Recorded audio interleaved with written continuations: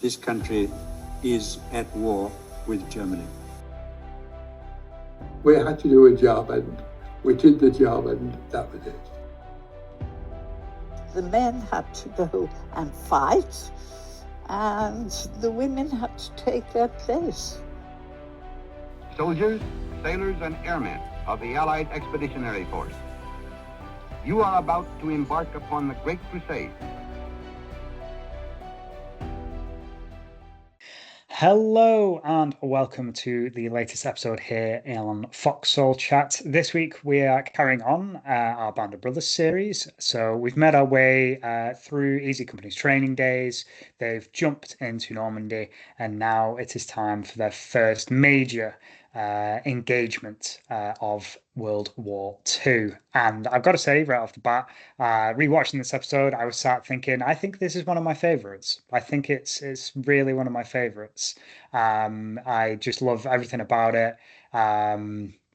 Obviously, it's an action-packed episode, so if you like that sort of thing, a tank kind of battle, paratroopers versus tanks, then that's the perfect episode for you. But what about you, Katie? How do you find episode 3, Carentan? Yeah, I quite liked it, so I literally watched it like an hour ago. Oh wow! As well, just to refresh my brain. Yeah. It's a very good mix of action packs and quiet bits. So the action bits are very action packed. Then the quiet bits of them regrouping, catching their breath, and waiting for the next bit to happen as well. So it's a decent mix in the episode, I think. Yeah, absolutely. I agree. Yeah, and it kind of follows one character kind of throughout the series, throughout this episode, sorry, which is Albert Blythe, which obviously we haven't seen up until this point. It's kind of episode 1 and 2 is a flip between like Winters and Nixon and the other members of Easy Company, Malarkey and Joe Toy. But this is kind of Carentan's battle mixed in with Albert Blythe's perspective of what happens to him in the battle. And unfortunately, this episode contains the worst historical inaccuracy of the whole series, doesn't it? I know I'm jumping ahead towards to the end of the episode, but I just wanted to get it out there because people are going to be like, oh, but you didn't mention this. So yes, what is that historical inaccuracy, Katie? So at the end of the episode, fast forwarding, we see Albert Blythe gets shot in the neck by a sniper, end up in hospital, and then the end credits, just before the end credits, there's a bit where it says Albert Blythe died in 1948. He did not die in 1948. He did not. No, was it Korea? It was. He served in the 50s, yeah. Yes. Yeah. Well remembered. Yeah.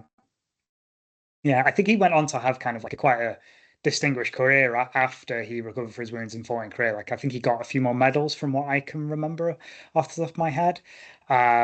So yeah, unfortunately, that's the biggest historical actually of the whole series. I think up until this point and all the episodes after that we'll dive into, they don't get it glaringly wrong like this one. I don't know how it happened. I really don't.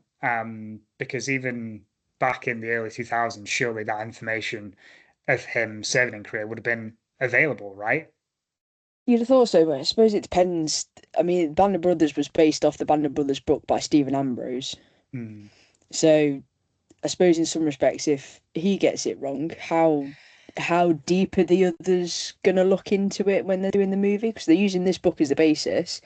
Stephen Ambrose has supposedly done all the research and everything for it, and they get something like that wrong. Yeah, that's a really good point actually that I hadn't thought of. Are they taking just Stephen Ambrose's book as the sort of Bible? And so it must be right because Stephen Ambrose talked to a lot of the Easy Company veterans, and so therefore we don't need to do any more research. But I think it's a good lesson that we can all take, that even when you think your research is done, always just double check it. Just always double check it. Find out where the source is and can you trust it. If it's Wikipedia or something like that, maybe take it with a pinch of salt and just try and find a better source. And obviously, to be fair though, I think What was the TV show? This is a bit of a tangent, so bear with me. The TV show World at War, the one from the 70s, like the documentary one. Obviously, back then it was really really good, but that was made way back when. And I've heard some people say like some of the things that they say on that isn't exactly true, and the perspectives aren't exactly accurate. So I think tying that in with the Band of Brothers one, I think with the passage of time, you've got to take things with a pinch of salt, haven't you? Like you're saying, this was based off Stephen Ambrose's books. So, but apart from that, yeah, I still love the episode and think it's amazing. Yes, I agree. So let's go back to the beginning of the episode. So they've dropped into Normandy. We start on the 8th of June, so 2 days later. First bit we see is Blythe just looking a little bit dazed, staring up at the sky. He's been a bit lost for a couple of days. And he catches up with a few of the others, and then they all go off and then regroup with everybody else. One of them pulls out their war trophies. Well, they were all exchanging war trophies. I can never remember names and faces. But there's one with about 6 watches on his wrist. Oh, I think it's Picante. Yeah. I think it's Picante. Yeah. One of them pulls out the Nazi flag, Mm. with the swastika on, which is a very famous photo. Oh God, yeah, yeah. Which will pop up on screen magically Mm. through the powers of editing. Yes. So it was good to sort of see. Well, we didn't see how they got the Nazi flag, but that's where that picture comes from, which I think is quite interesting. Yeah, yeah. So the objective for this episode and the Band of Brothers is Carentan. So that's the crossroads that link Utah Beach and Omaha Beach.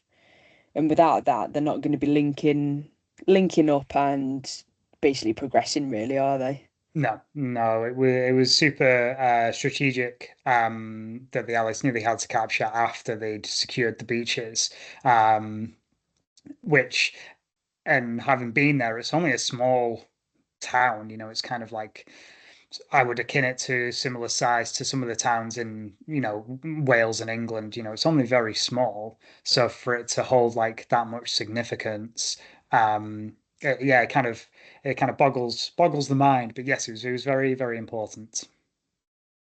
So we then see everybody walking either side of the canal with all the flames, and it was night time, so they couldn't really see anything. It was full of smoky or foggy, full of flames, and they kept losing each other, which I thought was interesting. I love this scene. It's just like the ambience because it's quite a wide shot and you see the silhouettes of the men and there's burning vehicles and you hear like the small arms fire in the distance. I just love that short shot of them. And yeah, it is weird that they keep losing each other because you think, well, they're not running, they're just like marching to the next position. So, how fast is I think it's Fox Company they lose, isn't it? Like how fast are they marching? Is someone like, come on, we gotta get there? Is it that sort of thing? We never really find out, do we? No. There was a bit of an issue when assaulting Carentan. The Germans had flooded the surrounding areas, which was already marshy and boggy. So there was just that single causeway up to Carentan. They then obviously reach Carentan, and then there's a bit of a hill. We see them all sort of peering over, and you can see the cafe in the distance, and you think, oh, that's all right, it's a quiet cafe. There's nobody there.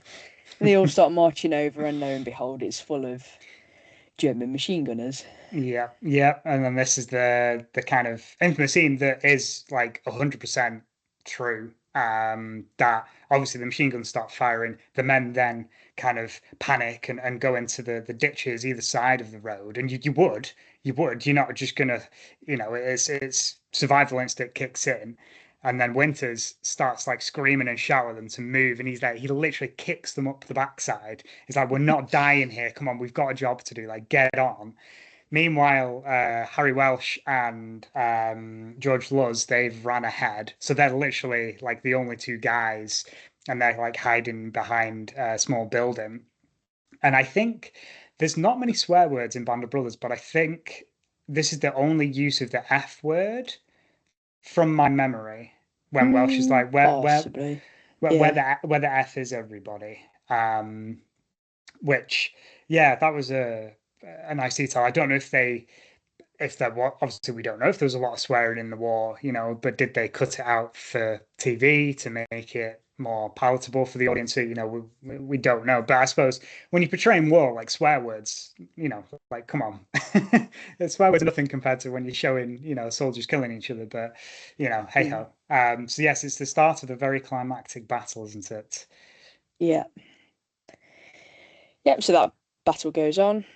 We see various Band of Brothers crew get killed. Various Germans get killed. Battle goes on. They manage to clear some of the buildings, though they were going to throw a grenade into one building, and was it Malarkey that opened the door? I think he Yeah, possibly. found a French family there. Yeah, it's a possibility, isn't it? Because would some civilians just have been stubborn and go, "No, I'm not leaving my home and my livelihood. I'd rather put up with the Germans being horrible to me than completely leave." And I totally understand that. And yeah, you can believe that happening, can't you? Just someone just having a gut instinct of no, something doesn't feel right with this building, so I'm not just gonna absentmindedly throw a grenade in. And yeah, thank God, yeah. Yeah, I suppose if the families had got wind of the invasion as well, Yeah, they say, "Oh, let's just hang tight for a few more weeks." They're like they're on the way, yeah, sort absolutely. of thing as well. Yeah, it's a possibility, yeah. So clearing a few more houses, the Americans managed to set up a machine gun in the upper floor of a window and drove the Germans out of Carentan into the marshlands. They did. And then they have a bit of a respite, where they can kind of sit down, smoke a cigarette, and scrounge some food as well. Yeah, they sorted the wounded out.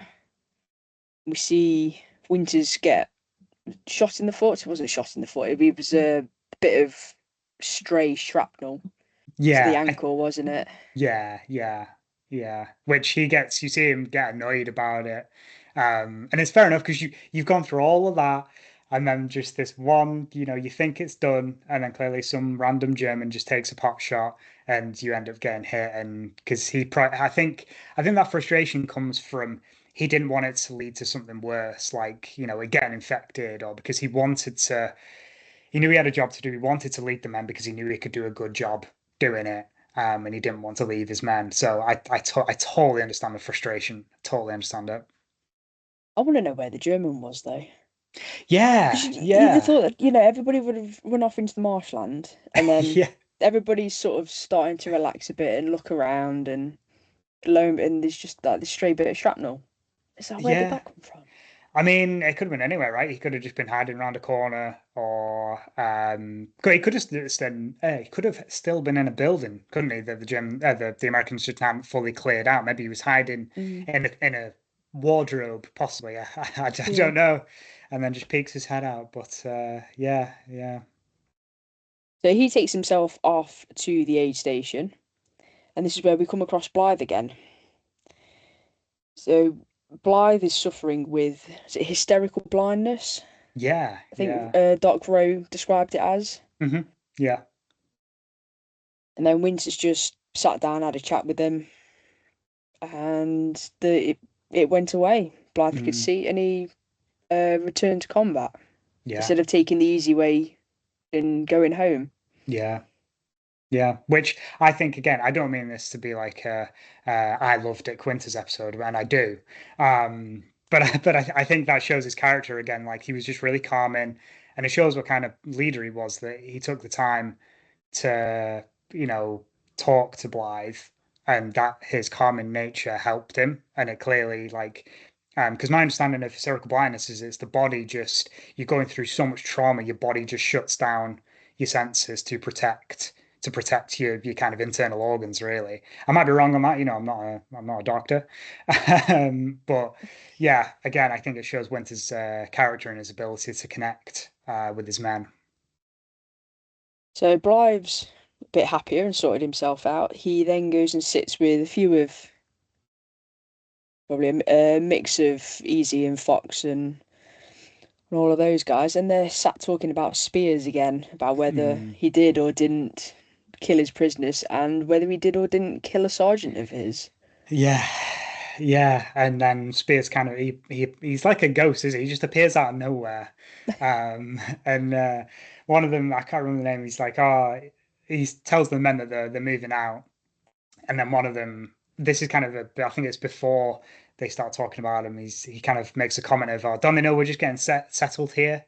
And then that's what kind of prompts that conversation of like, "Oh, you're taking your life in your own hands there because you don't want to get on the wrong side of Spears." So I think Spears is kind of like the opposite side of the coin to Winters. It's like Winters is very calm. But then Spears is a bit of a loose cannon. Well, he's portrayed as a bit of a loose cannon, possibly at this point in the series.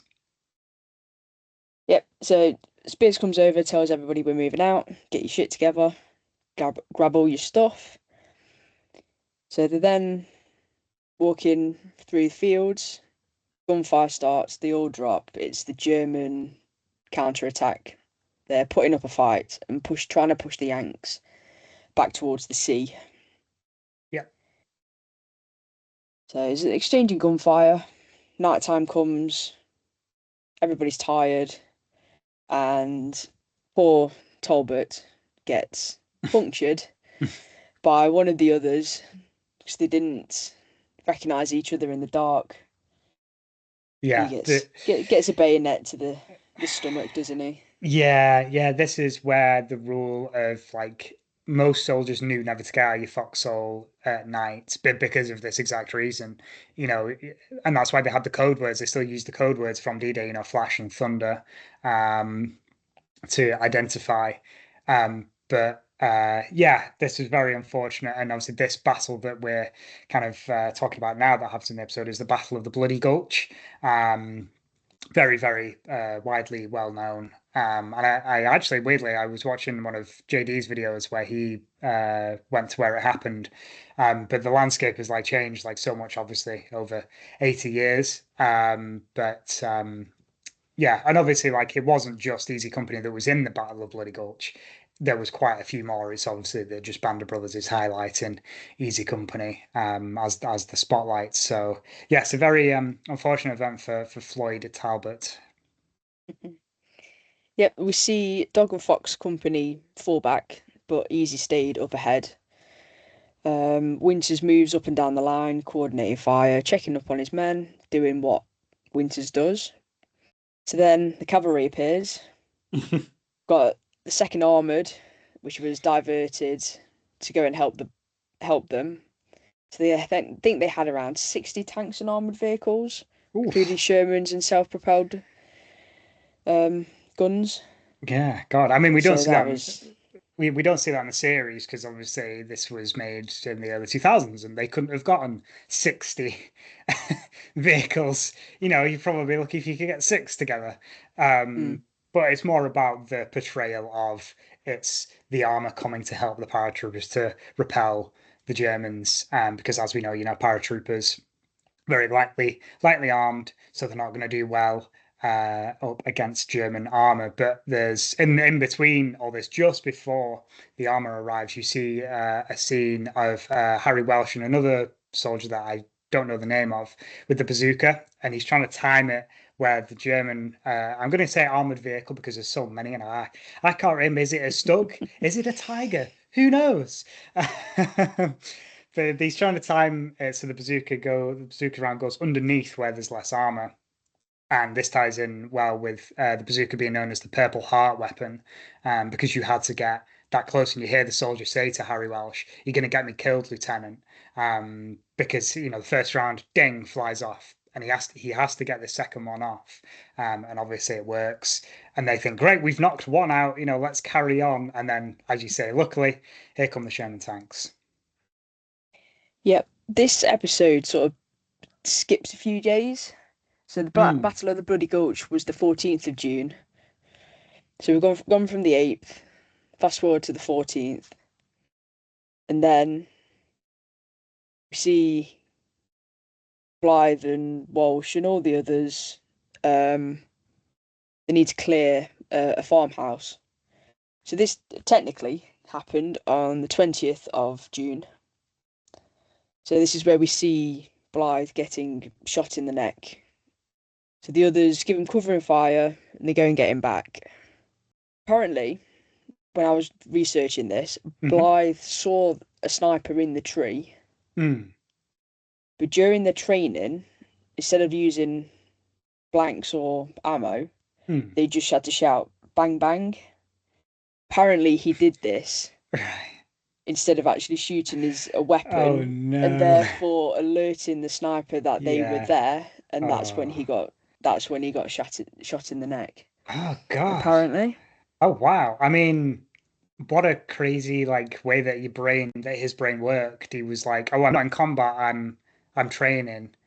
It's like a reflex, and you'd think up to this point in the episode, you see him in the Battle of Bloody Gulch, so he knows to fire his weapon, and that's bizarre. I didn't know that. That's a really cool fact.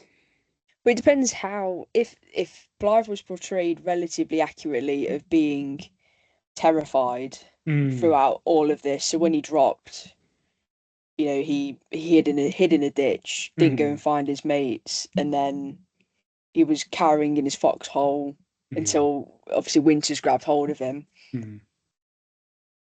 If that's the case, you probably wouldn't be thinking straight. So unless he's talking himself through, it's like, right, everything's fine. It's just a training exercise. Which nothing's going to happen, and then obviously see somebody, and then that training instinct kicks in because he's talked himself into being in a training exercise, possibly. Yeah, that's a good way to think about it. Yeah, I didn't think about that perspective. Yeah, for sure. I think you're onto something there. So they patch Blythe up, and everybody heads back to England. They've been pulled from the front. So we see everybody having a laugh and a joke in what looks like a barn, to be fair. Bill Garnier meets Babe Heffron. Those two became very good friends throughout life, didn't they? Yeah, they did. They did. Lipton obviously gets the news from Nixon and Winters saying we're off again. So he says everybody's passes are revoked. We're heading back to France, and we're not coming back. Yeah. You can feel in that scene. You can feel because you see they're kind of laughing and joking, and I can't remember his name, but they're doing the Night of the Bayonet poem that they've come up to describe what happened to Floyd Talbot. So they're laughing and joking. They're all smoking cigarettes and having a drink, and then Lipton says this news, and you just feel the mood because then the men realize, right, I've got to change my thought process now. I'm not having a laugh with my mates. I've got to switch on again. I've got to get everything in order. Because I'm going back into combat essentially, and you got to remember before D-Day they didn't know what was awaiting them. They didn't know what combat would be like, but now they know, so they know what to expect. So does that make it worse? Does it make it better? That's up to the individual, I think. Yeah. Then we see Malarkey going to get his laundry from one of the local barns. So he gets his. Did the lady say me hands? Yeah. Uniform. It's like can you help me with me hands? So Malarkey pays for his. And then she says, "Oh, can you help me with the others?" And reels out all these names, and they're not coming to get the laundry. Nope. That's another hard hitting scene. Because you realize Malarkey's putting two together at the same time as the audience. Really, the audience are putting two together. Oh, they're not getting the laundry because they didn't make it. And I think again that's one of the reasons why love this episode so much is because, like we were saying before, it's a good combination and it really hits home that these guys are in combat now and some of them might not come back. And yeah, then it goes straight after this. It goes into kind of like the end text that is on every episode, and it says, does it say how many days they're in combat and how many men they lose? Am I remembering correctly? Yes, there was about 65 men easy lost. Yeah, yeah. I think, but altogether, the paratroopers I've got, they lost 231 men. That's crazy. So That's crazy. that's a lot. In the span of like what, like 2 weeks ish, something like that. I'm from D-Day to, this like the Yeah, 20th. be couple And of weeks, wasn't it? Yeah, yeah, beginning of July and end of June-ish. So yeah, a month or so. yeah, exactly. Yeah, that's crazy. Absolutely crazy. And this is just like one American unit. You think of the British paratroopers and the 82nd, and you add all that up, and we know the casualties weren't as bad as they were predicting, but a casualty is a casualty, and they were still pretty bad. So yeah. Yeah. Yeah, that's all I've got Yeah. on Yeah. that one. Yeah. And then the episode kind of where we've covered the inaccuracy, unfortunately. But overall, yeah, one of my favorites. And then yeah, it kind of leaves it on a bit of a cliffhanger of easy companies going back into combat, but we don't know what awaits them yet and how the campaign will pan out. Yep, so catch us next time when we take a look at the next episode, which is replacements. I think if I Yes. remember right. Yes. Yep, so Yes. they've got a bit of fresh meat in amongst the units. Yeah. So tune in next time when we see how they get on. And from both of us, thank you for listening and watching, and we'll see you next time.